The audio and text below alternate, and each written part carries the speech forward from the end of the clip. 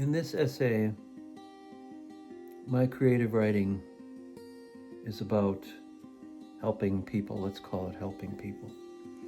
I've come to believe that one of the quietest truths about being human is that most of us are carrying more than we let on.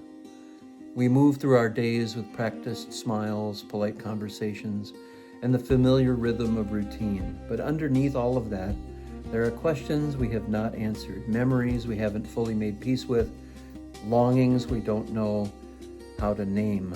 And because we rarely say these things out loud, we start to imagine we're the only ones who feel them. Loneliness grows in the spaces where honesty is afraid to breathe. And that's why I write. This is why I do my creative writing. Don't write to impress anybody or to sound wise. I write because I know what it feels like to sit with a feeling and wonder if anybody else has ever carried it.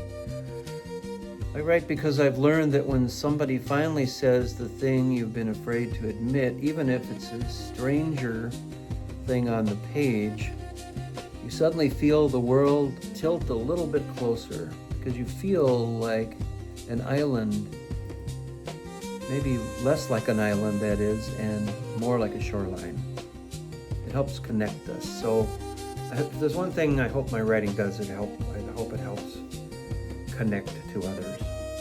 When I sit down to write,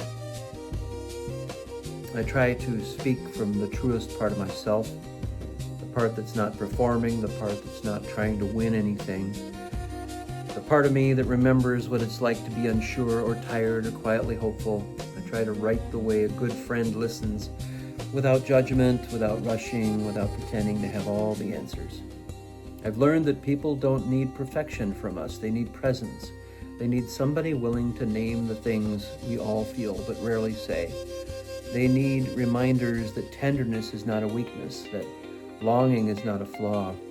And even in the hardest seasons, there's still something in us that wants to bend toward the light.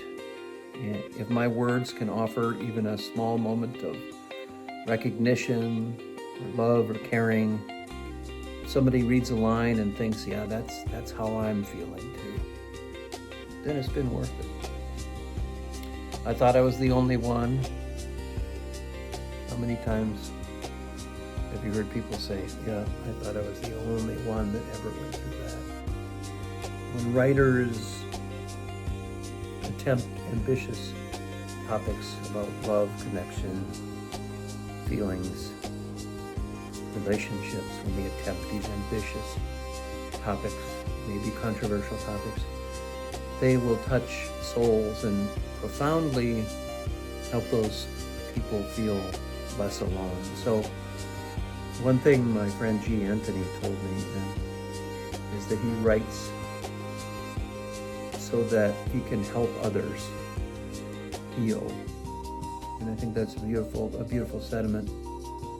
And maybe that's all we can do for one another. Maybe open a door or leave a light on and say, yeah, I've been here. I know what you're talking about. I get it. I write to help people feel less alone. That's another thing my friend G said. I write to help people feel less alone. Because connection is so important. It's a lifeline. And because if my words can ease even a fraction of somebody's loneliness, then every quiet hour spent searching for the right sentence has been worth it.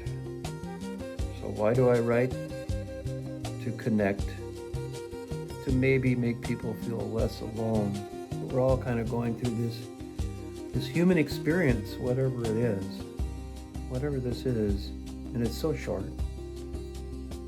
And I want to help people. I want to help people maybe feel a little bit more okay